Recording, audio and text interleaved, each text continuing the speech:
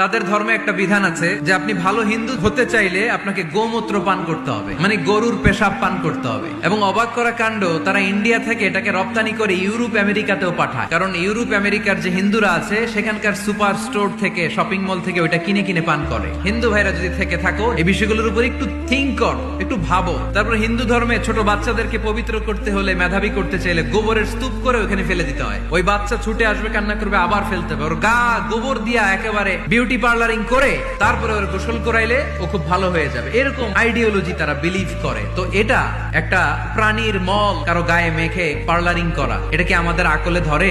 আমাদের ধর্মে এরকম কোনো বিধান আছে?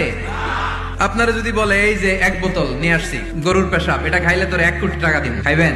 আমি কম তুই নিয়ে আইসোস, তুই খা। ইসলাম এটা আমাদেরকে শিখায় নাই। তো ইসলামটা হচ্ছে রুচিসম্মত ধর্ম, স্বভাব সুলভ ধর্ম। এইখানে মনে মানে না এরকম কোন বিধান আল্লাহ দেয়